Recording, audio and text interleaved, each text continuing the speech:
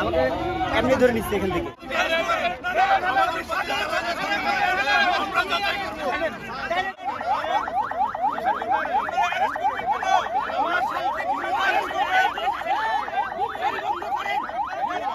আরো একজন শিক্ষার্থীকে কিন্তু আটক করা হলো হাইকোর্টের সামনে থেকে এবং পুরো এলাকা কিন্তু আইন শৃঙ্খলা বাহিনীর পুরো নিয়ন্ত্রণে। তারা কিন্তু যাকেই পাচ্ছেন, যে শিক্ষার্থীকেই পাচ্ছেন তাকে কিন্তু গ্রেপ্তার করছেন। আমরা সেই চিত্র আপনাদের দর্শক দেখানোর চেষ্টা করছি।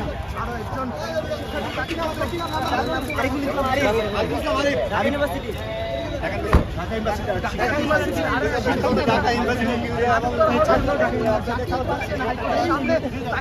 পুলিশ গাড়িতে তুলছেন এবং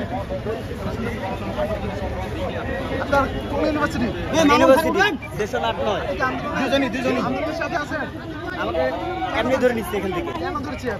এখানে এসেছিল আমার পরিচিত কিছু ভাই ব্রাদার আছে, ওদেরকে ধরছিল, ওদেরকে ছাড়ানোর জন্য আসছিলাম। আরিফ, আরিফ ঢাকা ইউনিভার্সিটি। আপনি কি আন্দোলনের?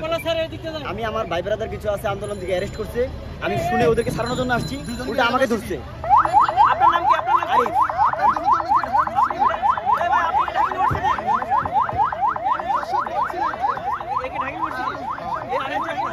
আপনারা দেখতে পাচ্ছেন আইনজীবীরা সামনে দাঁড়িয়ে গেছে।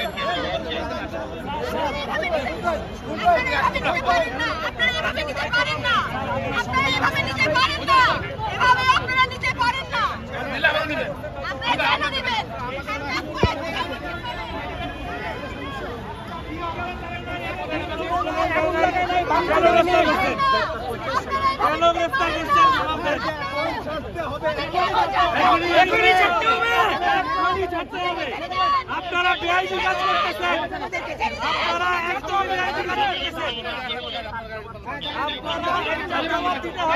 ওদেরকে ছাড়তে হবে, নাহলে গাড়ি অ্যারেস্ট হিসেবে থাকবে।